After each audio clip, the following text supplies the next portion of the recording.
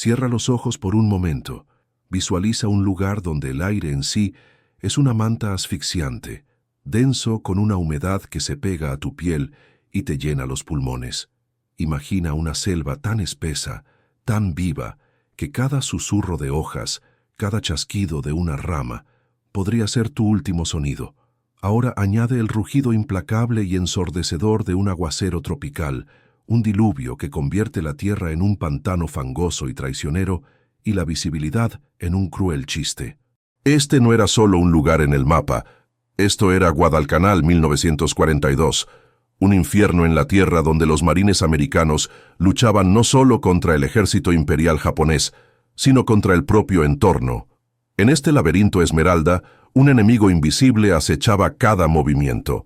Francotiradores japoneses altamente hábiles, maestros del camuflaje y la paciencia, se fundían con el follaje, su presencia marcada solo por el repentino y gélido estallido de un rifle y el golpe nauseabundo de otro camarada caído.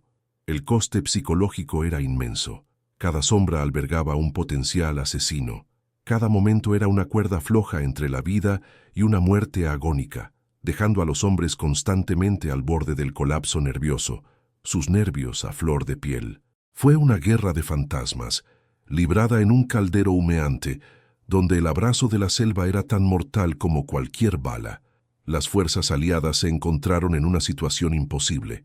¿Cómo luchar contra un enemigo que no puedes ver? Un enemigo que ataca de la nada y desaparece sin dejar rastro. Tácticas convencionales, perfeccionadas en campos de batalla abiertos, resultaron ser completamente inútiles contra esta amenaza fantasma. Las patrullas fueron diezmadas. La moral se desplomó.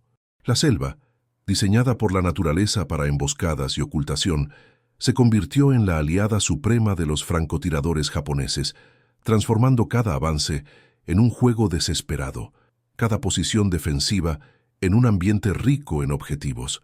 Los hombres se apiñaban en pozos de zorro, rezando para que se pusiera el sol, solo para enfrentarse a los terrores de la noche, donde las amenazas invisibles parecían multiplicarse en la oscuridad. Las bajas aumentaron, y la frustración se convirtió en desesperación. Los comandantes se rascaban la cabeza, buscando una solución que simplemente no existía en sus manuales tácticos. Intentaron de todo: barreras de artillería concentradas en posiciones sospechosas, patrullas agresivas, incluso talando franjas de la selva, pero los francotiradores siempre regresaban, como si fueran conjuros de la propia niebla de la selva tropical. El enemigo era una extensión de la propia selva, silencioso, paciente y totalmente implacable. Los procedimientos operativos estándar, los ejercicios de entrenamiento, las lecciones duramente aprendidas en otras campañas, todo parecía disolverse en el calor opresivo y la lluvia incesante de Guadalcanal. Parecía una guerra sin fin, una sombría danza de la muerte donde los japoneses tenían todas las cartas, desapareciendo en la densa copa, atacando con precisión quirúrgica y luego esfumándose una vez más. Las fuerzas americanas estaban siendo cazadas, pura y simplemente, y lo sentían en el alma. El miedo no era solo a la muerte, sino a la manera de la muerte, una bala invisible desde una posición desconocida, un final repentino entregado por una mano invisible. Esta era una guerra que exigía no solo coraje, sino una manera de pensar completamente nueva. Exigía a alguien que pudiera ver más allá de lo obvio, alguien que pudiera volver los propios elementos de ese ambiente mortal contra el enemigo. Y en medio de la desesperación asfixiante, una idea poco convencional comenzó a echar raíces en la mente de un hombre, una idea tan radical, tan aparentemente insana, que desafiaría todo lo que sus superiores creían sobre la guerra en la selva. Vio algo en la lluvia incesante, algo que todos los demás descartaban como un mero obstáculo, y en eso encontró un arma. Este hombre era el sargento Frank Thorne, un tirador tranquilo y discreto de las colinas de Kentucky. A diferencia de muchos de sus camaradas criados en la ciudad, Thorne creció con la tierra, su juventud pasada rastreando venados a través de densos bosques apalaches, aprendiendo a leer las señales sutiles de la naturaleza y comprendiendo los matices del clima. No era un hombre de grandes discursos o alardes audaces. Su reputación se construyó sobre una habilidad casi misteriosa para fundirse con su entorno y una paciencia inquebrantable detrás de una mira. Sus compañeros marines, aunque respetaban su habilidad, a menudo lo encontraban un poco extraño, siempre observando, siempre pensando, sus ojos recorriendo la copa de los árboles, incluso cuando estaba libre, como si buscara algo que nadie más podía ver. Thorne observó con un nudo creciente de frustración cómo las tácticas convencionales se desmoronaban contra la amenaza japonesa invisible. Vio a buenos hombres, hombres valientes, ser abatidos por balas invisibles, sus vidas extinguidas en un destello de verde de la selva. Las pérdidas constantes y desmoralizantes lo atormentaban. Sabía que el enemigo era altamente disciplinado, maestro de la ocultación, pero también sabía que eran hombres, sujetos a las mismas presiones ambientales que cualquier otro. Y fue en esas presiones, específicamente en la lluvia implacable y asfixiante, donde Thorne comenzó a ver no un impedimento, sino una potencial debilidad a explotar. Mientras otros maldecían los aguaceros, Thorne los estudiaba. Notó cómo el sonido de la lluvia alteraba el sonido, cómo la niebla distorsionaba la luz, cómo el suelo resbaladizo cambiaba el movimiento. Comenzó a armar una idea, una estrategia tan heterodoxa, tan aparentemente extravagante, que iba contra toda doctrina militar que él jamás había aprendido. Su propuesta, cuando finalmente la articuló, fue recibida con una mezcla de incredulidad y rechazo total. Thorne sugirió que las mismas condiciones que hacían que la selva fuera tan mortal para los americanos, la lluvia fuerte y cegadora, podrían convertirse en su mayor ventaja. Él teorizó que durante los aguaceros más intensos, los francotiradores japoneses, a pesar de su disciplina, inevitablemente alterarían sus posiciones, aunque sutilmente. El ruido de la lluvia enmascararía sus movimientos, dándoles una falsa sensación de seguridad. La visibilidad reducida, un flagelo para los tiradores aliados, podría paradójicamente usarse para localizar al enemigo.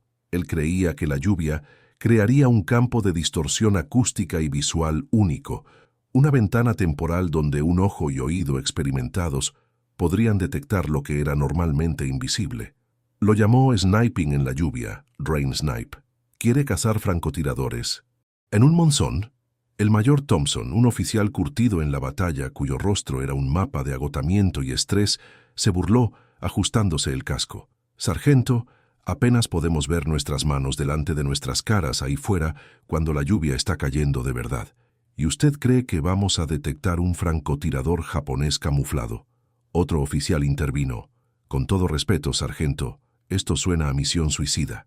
Nuestros hombres ya están al límite. Necesitamos soluciones prácticas, no una búsqueda del tesoro en un aguacero. La sala, un puesto de mando improvisado apenas protegido de los elementos, se llenó de murmullos de acuerdo. El sentimiento era claro. Thorne era un buen tirador, un soldado decente, pero esa idea era el producto de un hombre llevado demasiado lejos, quizás ligeramente enloquecido por la soledad opresiva de la selva. Thorne se mantuvo firme, su voz baja, pero segura. Señores, ellos confían en ser invisibles. La lluvia hace que se sientan aún más invisibles. Lo cambia todo. El sonido viaja de forma diferente. La luz se refleja de forma diferente en las hojas mojadas. Se mueven, señores. Tienen que moverse. Cambian el peso, ajustan el equipo, tal vez hasta limpian las miras. Y la lluvia encubre esas pequeñas señales, pero también amplifica otras, si se sabe qué buscar y escuchar. Intentó explicar los cambios sutiles en el ruido ambiente de la selva, los patrones únicos del agua, goteando de tipos específicos de follaje, la forma en que una ráfaga repentina de viento combinada con la lluvia podría momentáneamente exponer una posición. Pero sus palabras cayeron en oídos sordos. Los oficiales, inmersos en guerra convencional y desesperados por tácticas tangibles y repetibles, veían solo imprudencia. Habían perdido demasiados hombres por teorías no probadas. Las bajas ya eran astronómicas. No podían permitirse el lujo de desperdiciar recursos o vidas preciosas en lo que consideraban un sueño irrealizable. Sargento Thorne, su iniciativa es loable, dijo el mayor Thompson, su tono dando por terminada la conversación. Pero atengámonos a lo que sabemos. necesitamos asegurar este campo de aterrizaje, no cazar fantasmas en la lluvia. Su plan es demasiado arriesgado, demasiado insano. La negativa dolió, pero Thorne no era ajeno al escepticismo. Sabía que su idea parecía bizarra, sabía que desafiaba la lógica para aquellos que no habían pasado incontables horas inmersos en los ritmos de la selva. Sin embargo, una profunda convicción ardía dentro de él.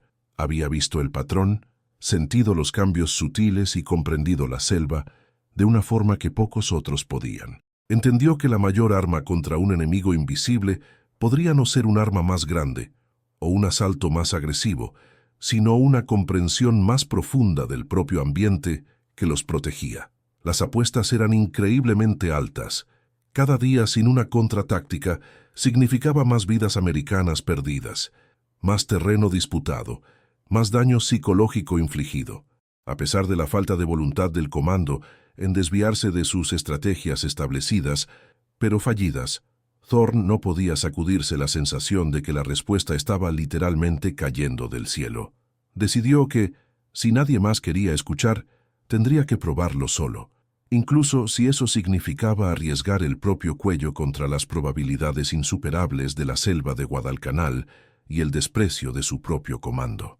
Esperaría por la tormenta perfecta, por un diluvio tan profundo que forzaría hasta al francotirador japonés más disciplinado a cometer un error. Y cuando ese momento llegara, él estaría listo. Pero la prontitud era solo el primer paso en un camino repleto de obstáculos inimaginables. La propia selva de Guadalcanal era un enemigo formidable, una entidad viva y respiratoria diseñada para tragar hombres enteros. Implementar la estrategia de sniping en la lluvia de Thorne no era solo no convencional, era una batalla contra la naturaleza, contra el enemigo y contra sus propias dudas crecientes. Las mismas condiciones que él buscaba explotar eran un tormento diario. La visibilidad reducida en un monzón no era solo un inconveniente, era una privación sensorial completa. El mundo se convertía en una pantalla cambiante de verdes y grises, donde las formas se confundían y las distancias se distorsionaban. Un hombre podría estar a 3 metros de distancia y aún así ser tragado por la niebla y la lluvia fuerte. El terreno se transformó en una pesadilla traicionera.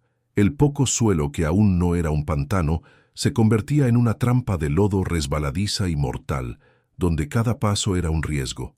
Raíces, disfrazadas por capas de hojas en descomposición y lodo, esperaban para hacer tropezar, torcer un tobillo, para enviar a un soldado despatarrándose en la suciedad. El movimiento se volvió agónicamente lento, cada pisada un esfuerzo consciente contra la tierra que absorbía.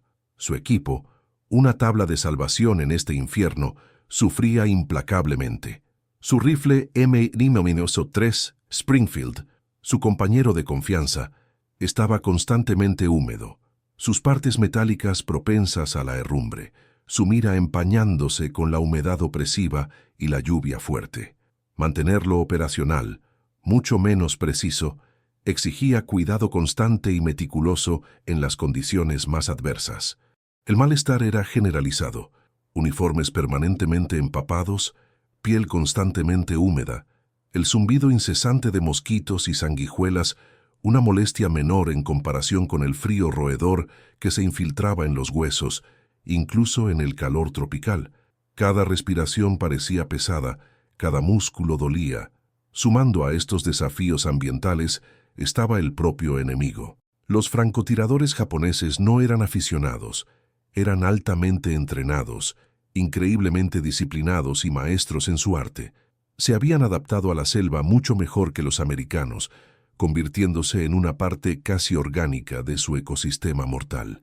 Utilizaban la lluvia no solo para cubrirse, sino como una extensión de sus tácticas, usando el ruido de enmascaramiento para reubicarse o acechar a su presa con aún mayor sigilo. Thorne sabía que no simplemente quebrarían la disciplina a causa de un aguacero. Su paciencia era legendaria, su determinación inquebrantable.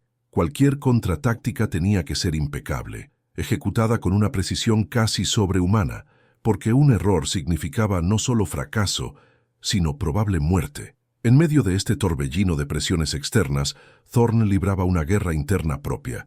El escepticismo de sus superiores, su rechazo total de su idea insana, resonaba en su mente.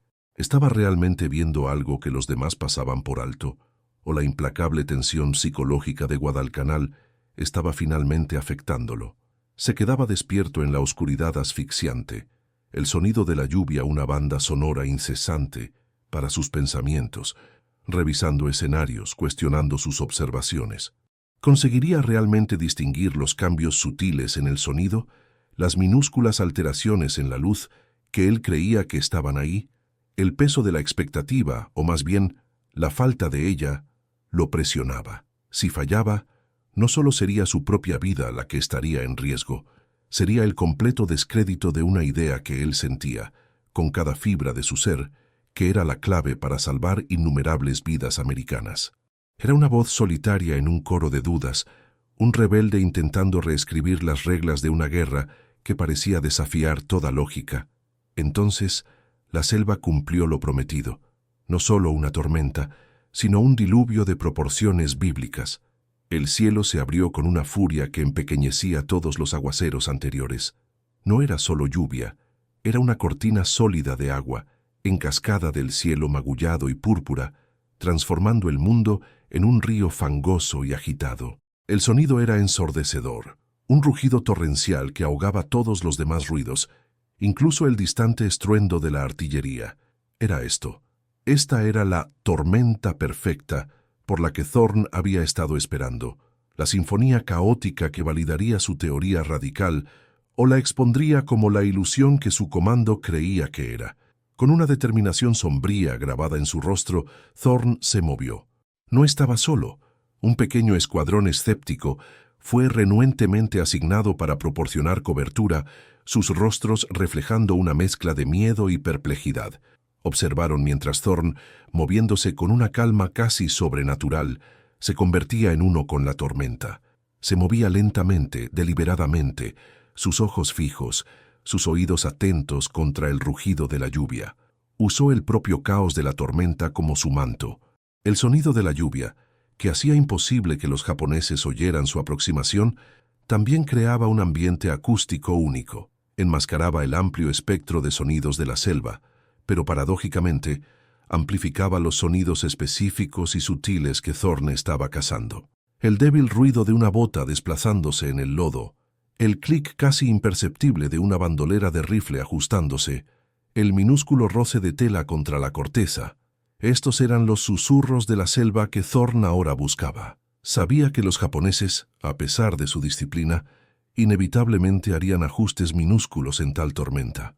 Un ligero cambio de postura para evitar un arroyo de agua, un relajamiento momentáneo de la vigilancia debido a la falsa sensación de seguridad que la lluvia ensordecedora proporcionaba, una rápida limpieza de una mira empapada. Estos eran los signos. Thorn no buscaba al francotirador, él buscaba la imperfección en la ocultación del francotirador, el desvío momentáneo de la quietud absoluta que la lluvia momentáneamente destacaría. Usó la luz difusa, la forma en que las hojas mojadas por la lluvia reflejaban la luz amortiguada en un brillo específico y no natural. Buscó la perturbación casi imperceptible en la cortina de agua, una minúscula ondulación en las cortinas de lluvia cayendo que indicaba un objeto, un hombre, rompiendo su flujo. Su primer disparo fue un susurro en la tormenta, casi inaudible sobre el diluvio. Un único estallido preciso, seguido por un silencio extraño en un sector que había sido mortal por semanas. Su escuadrón de cobertura intercambió miradas nerviosas, inseguros de si habían siquiera oído algo. Entonces Thorn se movió nuevamente, un fantasma en el aguacero cambiando su posición, sus ojos aún examinando, su rifle mantenido firme contra el agua fuerte. Otro disparo, luego otro. No estaba solo disparando aleatoriamente, estaba orquestando un ballet mortal, usando el propio caos de la selva como su guía. Cada tiro era una respuesta calculada a una señal sutil, un momento fugaz de vulnerabilidad que solo él, en su comunión casi mística con el ambiente, podía percibir. Horas pasaron en esta cacería intensa y empapada de lluvia. Thorn trabajó metódicamente, implacablemente, su enfoque absoluto. Cuando finalmente regresó al puesto de mando provisional, calado hasta los huesos, salpicado de lodo y completamente exhausto, su informe fue recibido con un silencio incrédulo. El aire en el puesto de mando improvisado, pesado con el olor a tierra húmeda y café viejo, crujió con incredulidad. El mayor Thompson, pasándose la mano por el rostro cansado, miró a Thorne como si el sargento acabara de alegar haber volado en un pterodáctilo. «¿24, sargento? ¿Afirma que eliminó a 24 francotiradores enemigos en esa tormenta?» Su voz era un susurro forzado, rayando en la acusación. Los otros oficiales presentes, sus uniformes aún relativamente secos, intercambiaron miradas inquietas. Thorne, con los ojos enrojecidos pero firmes, simplemente asintió. «Sí, señor. De los sectores Gamma, Delta y Eco, todas muertes confirmadas». Un silencio tenso se apoderó de la sala, roto solo por el tamborileo incesante de la lluvia en el techo de chapa ondulada. Nadie quería creer, pero nadie osaba descartar la convicción quieta e inquebrantable en la voz de Thorne. Los sectores que mencionó habían sido trampas mortales absolutas, cobrándose marines diariamente. Limpiarlos en una única operación empapada de lluvia parecía totalmente imposible. «¿Bajas?», Thompson finalmente logró preguntar. «Ninguna de nuestro lado, señor. Mi escuadrón proporcionó cobertura. No vieron nada, no oyeron nada, solo silencio después de cada disparo». Esa era la parte más perturbadora. ¿Cómo podían 24 francotiradores altamente hábiles desaparecer sin dejar rastro, sin una sola baja americana durante un monzón? Desafiaba cada fragmento de experiencia de combate que poseían. Thompson, un hombre que confiaba solo en lo que podía ver y verificar, sabía que tenía que investigar. Despachó una patrulla de reconocimiento al amanecer, tan pronto como la lluvia disminuyó a una llovizna controlable, con órdenes explícitas de confirmar las alegaciones de Thorne. La patrulla regresó horas después. Sus rostros sombríos, sus informes concisos, encontraron los cuerpos. 24 francotiradores japoneses, despachados con pericia, cada uno con un único disparo preciso. Ninguna señal de lucha, ninguna emboscada elaborada. Solo un testimonio escalofriante del hecho imposible de Thorne. El reconocimiento a regañadientes comenzó entonces. Un cambio lento y vacilante de la incredulidad a una aceptación atónita. No fue suerte, no fue coincidencia, fue un hecho frío y duro. El sargento Thorne, el callado de Kentucky, había hecho lo que ninguna táctica convencional, ninguna barrera de artillería pesada, ninguna patrulla agresiva había logrado. Había quebrado la espina dorsal de la amenaza invisible de los francotiradores en esos sectores. El mayor Thompson, un hombre de rígida doctrina militar, se encontró en una posición incómoda. Había descartado la idea de Thorne como insana, pero aquí estaba la prueba innegable de su eficacia devastadora. Llamó a Thorne de nuevo, no para reprender, sino para escuchar. Thorne, todavía humilde a pesar de su éxito extraordinario, explicó su método con mayor detalle, describiendo las distorsiones acústicas sutiles, los reflejos únicos de luz en el follaje mojado, los movimientos casi imperceptibles que incluso los francotiradores japoneses más disciplinados hacían en la lluvia fuerte. Habló de escuchar no al enemigo, sino la ausencia de sonido natural, la minúscula perturbación en la sinfonía de la tormenta. Habló de ver no un francotirador, sino un atisbo en la cortina de agua, un ligero brillo no natural en una hoja. Era un lenguaje de la selva que pocos entendían, una comunión con la naturaleza que sonaba casi mística para los oficiales endurecidos por la batalla. Inicialmente, el comando intentó replicar el éxito de Thorne con otras unidades, pero los resultados fueron mixtos. Rápidamente quedó claro que el sniping en la lluvia no era un procedimiento simple que podía enseñarse en un manual. Exigía las habilidades de observación únicas de Thorne, su paciencia inigualable y su comprensión íntima de la selva. Lo exigía a él. Entonces se alcanzó un acuerdo. Thorne, con un pequeño escuadrón escogido a dedo, se convirtió en un recurso especializado, enviado a los sectores de francotiradores más fuertemente infestados durante grandes aguaceros. Se convirtió en el cazador de fantasmas, el segador silencioso que transformaba el caos de la selva en un arma. El impacto fue innegable. En los sectores donde Thorne operaba, el chasquido escalofriante de los francotiradores disminuyó drásticamente, a menudo desapareciendo completamente por días, a veces semanas. La carga psicológica sobre los marines comenzó a disiparse. Los hombres podían moverse con una fracción más de confianza, sabiendo que el hombre de la lluvia, como algunos lo llamaban discretamente, estaba ahí fuera, dándole la vuelta al juego contra sus atormentadores invisibles. Las tasas de bajas, particularmente aquellas atribuidas a francotiradores, cayeron en picada en las áreas que él despejó. Antes de la intervención de Thorne, estas tasas habían sido una escalada sombría y constante, un drenaje constante de mano de obra y moral. Después, los gráficos mostraban una caída drástica, casi increíble, una línea irregular sumergiéndose como una piedra en un pozo. Fue una revolución silenciosa, librada no con tanques y aviones, sino con observación aguda y un rifle. El propio Thorne permaneció inalterado por las aclamaciones, que eran pocas y distantes entre sí en el gran esquema de la guerra. No estaba buscando medallas o ascensos. Era un soldado haciendo su trabajo, impulsado por un sentido de deber silencioso y la memoria obsesiva de camaradas caídos. Prefería la soledad de la selva a los puestos de mando abarrotados y ruidosos, su mente siempre sintonizada con los susurros sutiles del ambiente. Su uniforme raramente estaba limpio, su rostro perpetuamente manchado de lodo, pero sus ojos mantenían la intensidad firme y enfocada de un depredador. Era el héroe desconocido, su leyenda creciendo no a partir de informes oficiales, sino de los susurros ahogados de marines que lo habían visto operar, o más importante, habían sobrevivido por causa de él. Su método, aunque no totalmente transferible, comenzó a influenciar sutilmente otros aspectos del entrenamiento de guerra en la selva.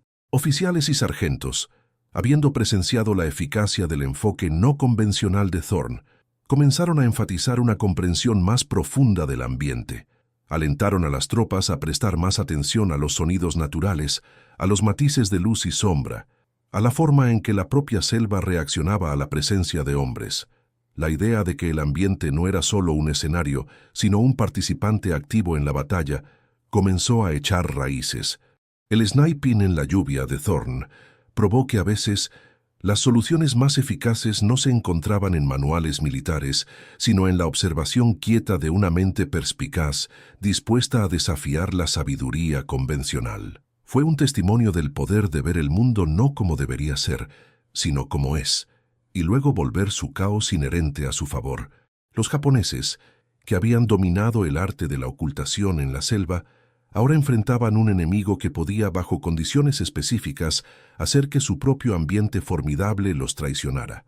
Este fue un punto de inflexión, un cambio sutil en la danza mortal de Guadalcanal, donde la idea insana de un hombre abrió un camino hacia la supervivencia y, finalmente, hacia la victoria. El sniping en la lluvia de Thorne no fue solo un momento fugaz de genio, fue un testimonio del hecho de que la guerra, especialmente en ambientes despiadados, exige evolución constante. Aunque no todo soldado pudiera poseer la intuición misteriosa de Thorne, su éxito forzó a los comandantes a repensar su enfoque. Los manuales de entrenamiento comenzaron a incorporar secciones sobre conciencia ambiental, sobre escuchar la selva, no solo luchar contra ella. La idea de leer el terreno asumió un nuevo y más profundo significado.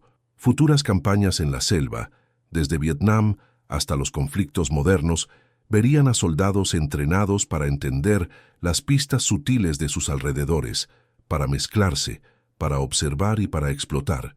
Fue un cambio de paradigma, probando que, a veces, el arma más sofisticada es una mente dispuesta a desafiar el status quo. Imagine un gráfico en su pantalla, una línea mostrando la tendencia sombría y ascendente de las bajas de francotiradores antes de Thorne, y entonces una caída dramática, casi vertical, después de que sus métodos fueron comprendidos y adaptados. Es una representación visual clara de vidas salvadas, de moral restaurada, de un nuevo capítulo escrito en la historia brutal de la guerra en la selva. El sargento Frank Thorne, el hombre quieto de Kentucky, nunca buscó la gloria. Él simplemente vio un problema, y contra un coro de duda y ridículo, encontró una solución ingeniosa. Su historia es un poderoso recordatorio de que la verdadera innovación a menudo viene de los márgenes, de aquellos dispuestos a mirar más allá de la sabiduría convencional, a confiar en sus instintos y a persistir cuando todos los demás dicen que es imposible. Nos enseña sobre el valor profundo de entender nuestro ambiente, no solo como un escenario, sino como un participante activo en nuestros desafíos. Destaca que el genio no siempre es ruidoso o llamativo. A veces es una observación quieta, una conexión profunda con el mundo a nuestro alrededor y la valentía de actuar en una idea insana. Entonces, ¿a qué idea insana se está aferrando usted? ¿Qué solución ve que los demás descartan como imposible? El legado de Thorne no es solo sobre un francotirador en Guadalcanal, es sobre la verdad universal de que los avances a menudo emergen de los lugares más improbables, de mentes que se atreven a ser diferentes. No deje que el escepticismo silencie su perspectiva única. La próxima gran innovación, la próxima solución crucial, puede ser su sniping en la lluvia.